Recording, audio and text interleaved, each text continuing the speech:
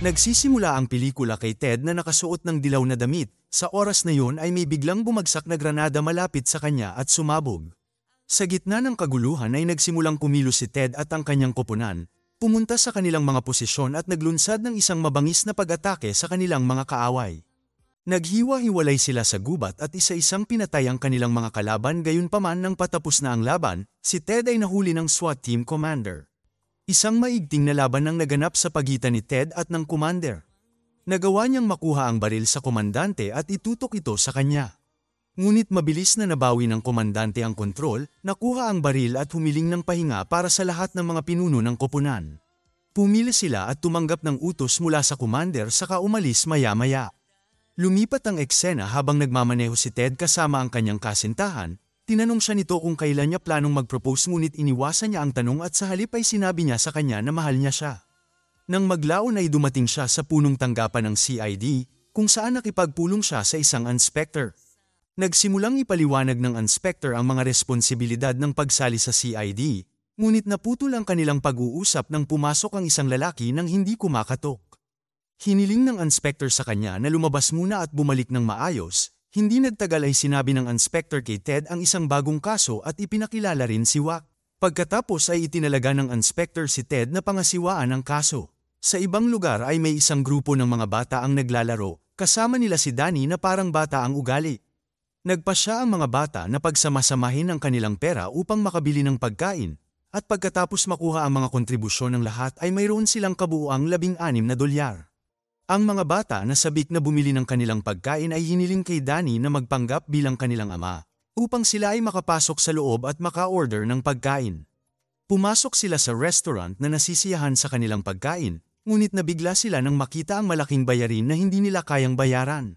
Dahil natatakot, iminungkahi ng mga bata na tawagan ni Danny ang kanyang kapatid na si Ted, ngunit napagtanto niyang nakalimutan niya ang numero ng telepono ni Ted. Sa isang pagtatangka ng pagkaantala ay nag-order siya ng kape. Ngunit sa sandaling dumating ito ang mga bata ay umalis sa restaurant at iniwan siya sa sitwasyon ng mag-isa.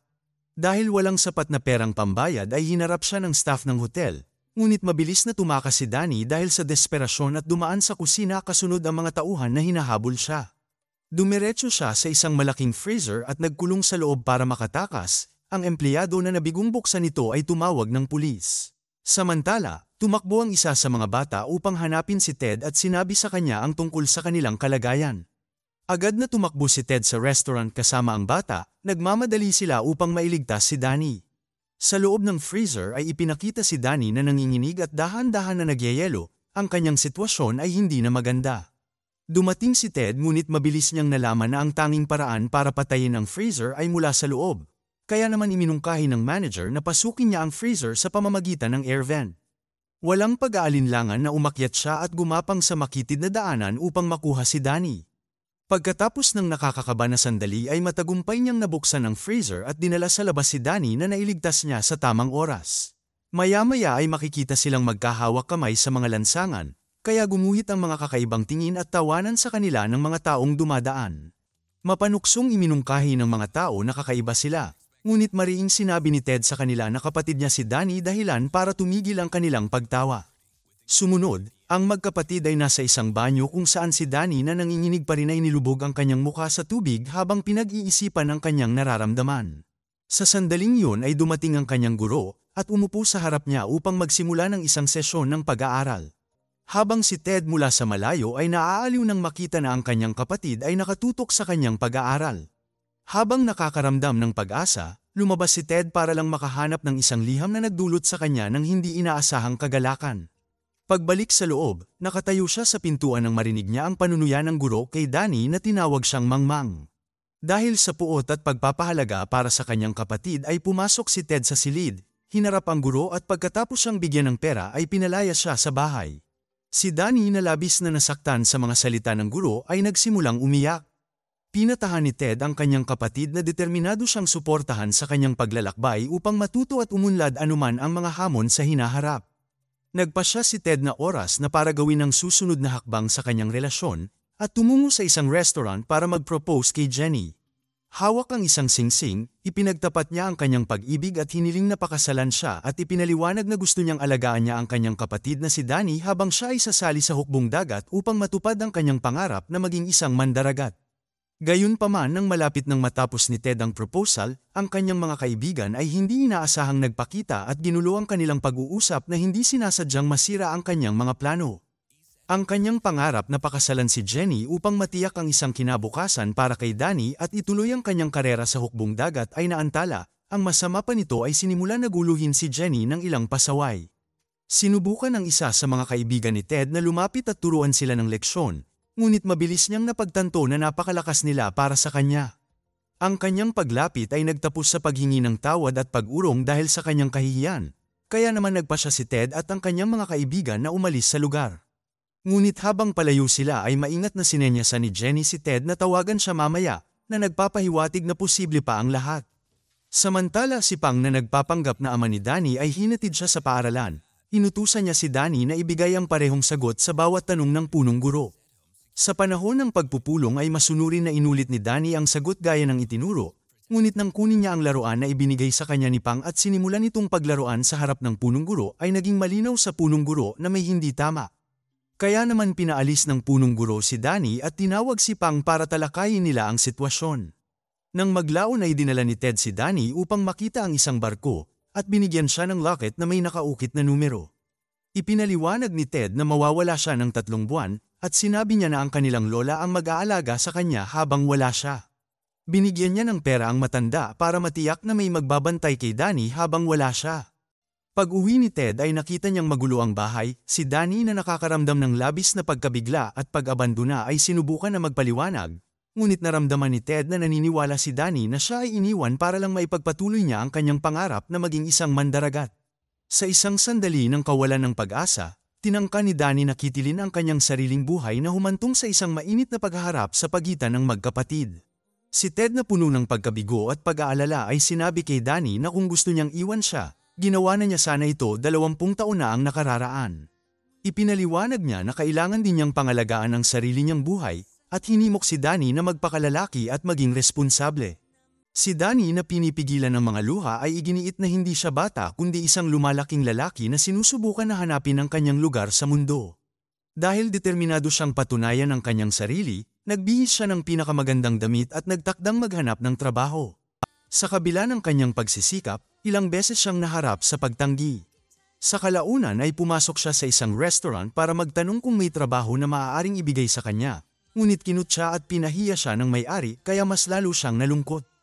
Nang tila wala ng pag-asa, ang kaibigan ni Ted ay dumating sa restaurant at nakita kung ano ang nangyayari. Hinarap niya ang may-ari, ginulpi siya at iniligtas si Danny mula sa sitwasyon. Nang maglaon ay hinarap ng kaibigan ni Ted si Ted at puno ng puot na ikinwento ang nangyari, pinagalitan niya si Ted dahil wala siya roon para protektahan ang kanyang kapatid. Kinagabihan, sina Ted at Danny na napapagod na sa emosyon ay nakatagpo ng ginhawa sa bawat isa habang sila ay magkayakap na umiiyak. Kinabukasan ay lumabas silang lahat para sa isang picnic, umaasa na mapapatatag ang kanilang pagsasama. Ini-enjoy nila ang kanilang oras na magkasama, ngunit habang naglalaro sina Ted at Danny ay naramdaman ni Jenny na medyo naiiwan siya. Gayunpaman ay napansin ni Ted ang kanyang pagkabalisa, kaya pinasigla niya ang kanyang kalooban at nagbahagi ng mainit na yakap. Kinabukasan, si Ted na ngayon ay naka-duty ay sinamahan ng isang opisyal ng CID na si Mr. Kim sa isang lokasyon kung saan pinaghihinalaan nilang nagtatago ang isang sospek sa pagnanakaw. Pagdating nila ay biglang tumakas ang impormante ni Kim na may hawak na nakakapaghinalang bag, walang pag-aalinlangan na tumalon si Ted sa isang pader at hinabol siya ngunit nakatakas ang impormante. Dahil sa pagkabigo, nagulat si Ted sa inspector at ipinaalam sa kanya na nakatakas ang sospek. Samantala pagbalik sa kapitbahayan, makikita ang mga bata na naglalaro kabilang si Danny na may hawak na laruan na baril. Ang impormante na dumaan sa parehong lugar ay napagkamala na pulis si Danny, kaya naman kinabahan ng impormante ni Kim na naging dahilan upang bitiwan niya ang bag at tumakas nang wala ito. Nagpasya si Danny at ang mga bata na itago ang bag sa ilalim ng isang puno na sumusumpa sa kanilang samahan upang ilihim ito. Lingid sa kanilang kaalaman, si Moose na isang miyembro ng gang ni Kim ay nasaksihan ng buong pangyayari at ipinaalam ito kay Kim. Si Kim sa pag-aakalang si Moose ay maaaring nagtataksil sa kanila ay nag-ayos ng isang pagpupulong kasama si Moose sa isang restaurant. Ngunit si Moose na naghihinala rin ay naniniwalang nandoon ang mga tauhan ni Kim upang patayin siya at sa parehong lugar ay sumiklab ang isang away na sa kabutihang palad ay matagumpay niyang natakasan. Dahil sa pangamba para sa kanyang buhay, humiling si Moose sa CID ng proteksyon na nangangakong ibubunyag ang mga detalye tungkol sa mga ilegal na operasyon ni Kim. Humiling din siya ng isang sketch artist na ilalarawan ng pulis na kumuha ng kanyang bag. Hindi naging maganda ang sitwasyon ng inimbestigahan ng dalawang opisyal ng CID ang kapatid ni Pang gamit ang sketch ni Danny, kaya naman sa kanyang pag-uwi ay binalaan niya ang kapatid niyang si Pang na hinahanap ng mga pulis si Danny dahil sa bag. Dahil napagtanto ang bigat ng sitwasyon, kinausap ni Pang si Danny na umamin sa lahat ng kanyang nalalaman. Magkasama silang umalis upang kunin ang nakatago na bag, ngunit palihim silang sinundan ng kapatid ni Pang. Habang kinukuha nila ang bag ay nakita ng kapatid ni Pang ang mga alahas sa loob, at dahil napuno ng kasakiman ay inatake niya si Danny at itinulak sa mga palumpong. Ang insidente ay mabilis na gumawa ng balita at si Moose na nanonood ng TV ay nakilala si Danny. Samantala sinubukan ng kapatid ni Pang na ibenta ang mga ninakaw na alahas. Ngunit nahuli siya ng mga tauhan ni Kim na hinihiling na malaman kung nasaan ang natitirang mga alahas. Dahil sa pressure ay inihayag niya na ang natitirang mga alahas ay nasa kanyang bahay. Pagdating sa bahay, napansin ni Ted na nasaktan si Danny at nagtanong kung paano ito nangyari. Nagsimulang umamin si Danny na sinasabing siya ay itinulak, ngunit bago pa siya makapagpaliwanag ay dumating ang inspector na ikinagulat ni Ted nang arestuhin si Danny para sa pagnanakaw. Nakiusap si Ted ng isang araw para patunayan ang pagiging inosente ni Danny na ipinapaliwanag na hindi maayos ang kanyang pag-iisip ngunit tumanggi ang inspector, kaya naman kinabahan at tumakas si Danny na natakot nang makita ang baril ng opisyal ng CID. Ikukulong na sana ng inspector si Ted ngunit hindi nila nahuli si Danny, sa kalaunan ng inspector ay napilitan na ipagkaloob kay Ted ang isang araw na hiniling niya kanina. Desperado siyang naghanap ng mga pahiwatig at nakita niya ang mga tauhan ni Kim kasama ang kapatid ni Pang. Siya ay nagtago at sumunod sa kanila ng maingat at sa kalaunan ay nakarating siya sa bahay ni Pang. Doon ay ipinagtapat ni Danny ang lahat kay Pang at pagdating ng kanyang kapatid ay pinilit niyang magtago si Danny sa isang aparador. Pumasok ang mga tauhan ni Kim sa loob ng bahay kasama ang kapatid ni Pang na itinago ang mga ninakaw na alahas sa parehong aparador. Nang buksan ng mga tauhan ni Kim ang aparador, nakita nilang nagtatago si Danny sa loob. Isang malupit na away ang naganap at habang naghahanda ang mga tauhan ni Kim na umalis dala ang bag ay binaril nila ang kapatid ni Pang. Sa sandaling yun, si Ted ay matinding nasaktan at nawala ng malay.